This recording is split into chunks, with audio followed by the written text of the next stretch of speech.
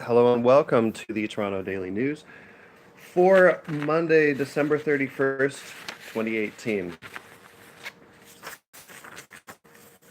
Canada is going to start imposing the carbon tax since Ontario has no plan for that. We're going to fall under the federal provision for charging the provinces the tax. The government estimate is that it will cause gas prices to go up by about 4 cents a liter. Right now, they're about like $1 a liter, so that's maybe 4%. Here in Ontario, the uh, the conservative provincial politicians was peaceful for the super convincing, since this is a time of like generally very cheap oil. So it's kind of hard to brag about being responsible for that. On Sunday morning, a Vancouver man died trying to access clothes in a donation bin. There's some residents calling for a ban on the bins until they can be redesigned to be safer. They're all sort of designed to prevent people from accessing clothes that have been donated for free to, benefit poor people. Neither Toronto nor Vancouver has any what you'd call free stores where people just drop stuff off and pick stuff up as needed. This is the second Vancouver victim of the situation in the past year. The first one was a homeless woman during the summer who was also trying to access free clothes. Vancouver police say marijuana legalization is not going to be a factor in the New Year's Eve celebration for safety and stuff like that. They didn't seem to think that it was going to be an issue. Other news, it is now 2019. Police believe a fake bomb threat coinciding with the jewelry store heist recently in Markham was made by those robbers as a diversionary tactic. In lighter news, Sting is in town for the winter. He's performing in his own play called The Last Ship. He told reporters that he really likes walking. So maybe if you want to run into Sting, just find out, either where he's staying or where the play is going on, and then just walk around in the neighborhood. Police are asking for information on a lady who went missing from the Queensway and Roncesvalles area. Her name's Jean Marie Adams, and so she's gone missing. If you went in Nathan Phillips Square last in the evening at night around 10:30, or probably a bit later because they probably went on late, you missed hip hop sensations Cadence Weapon because they performed at the celebration for New Year's Eve. The Metro Pass, you can no longer use it, and if you haven't already figured out how to use the Presto system, now is the time, because during this year, they're going to actually phase out tokens and tickets entirely, apparently. There was in Liberty Village on New Year's Day morning, there was apparently a big, brawl, and two males were rushed to the hospital. One actually had facial cuts from an assault with a broken bottle. The other one had been kicked in the head a bunch of times. So they're really badly. Man, okay. So on Monday, Justice Michael Tuck put out a report about police practices. And the report is kind of positioned against the police practice of carding, saying it's refuting police claims that it's a useful, practice that is kind of a necessary evil. He said the benefits don't come close to outweighing the social costs.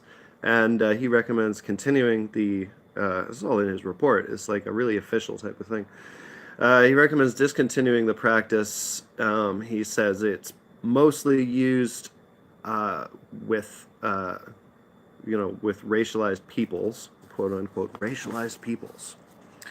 And the report goes into detail about this one incident that it was kind of widely held that carding incidentally helped with, and that was the murder investigation of Cecilia Zhang she was the victim in 2003. She was abducted and murdered. And so his report includes refuting that claim as well. So that's an interesting development in provincial police politics.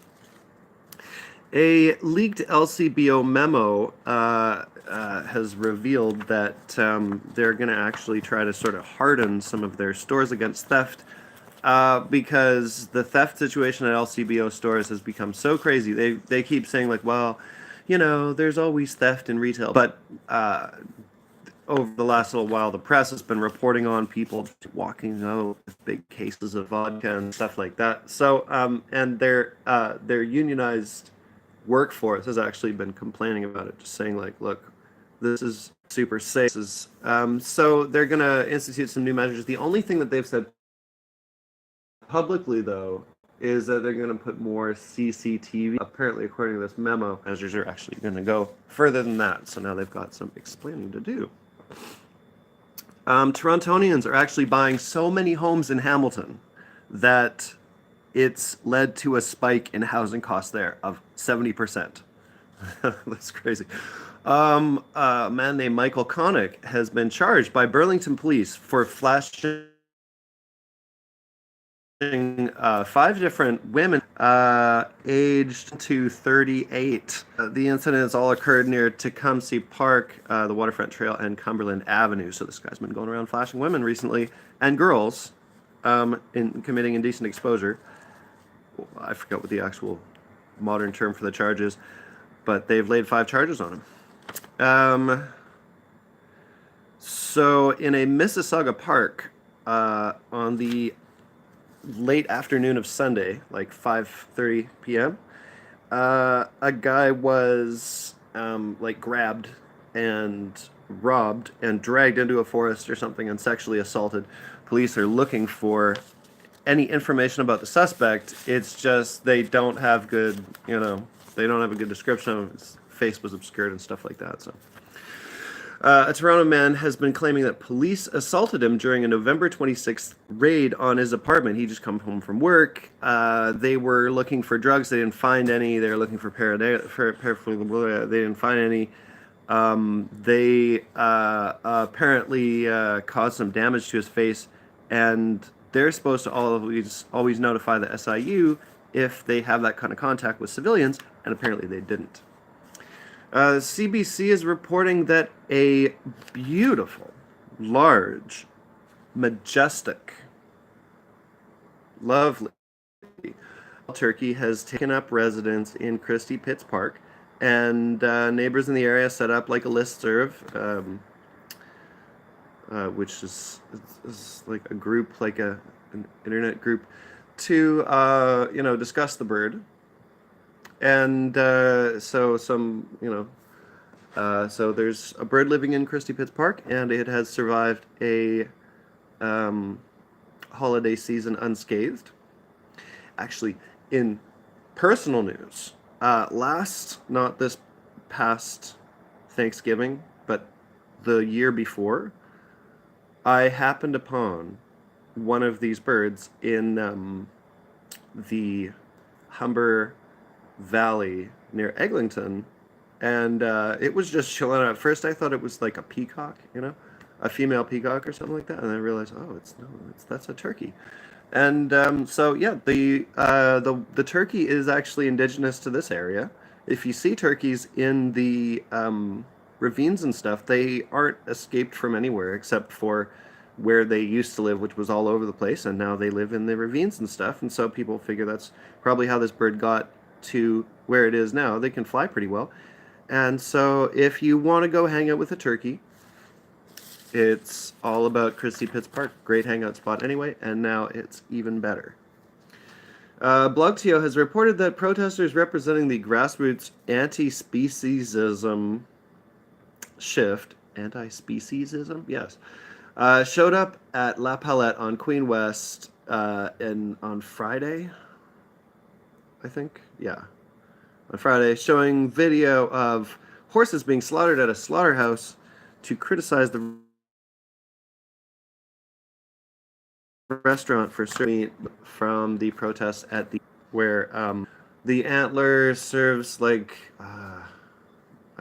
it's like trapped and hunted game meat from local whatever, and so they were sort of like, it doesn't matter that it's not factory farmed, it's still cruel because hunting is so scary for the animal. And so that's the same group.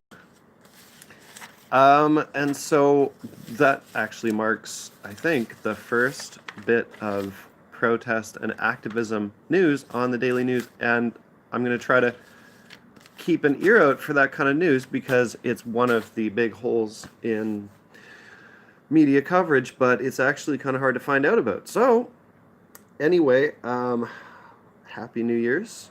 It is 2019, and reporting in Toronto for the news of the last day of 2018.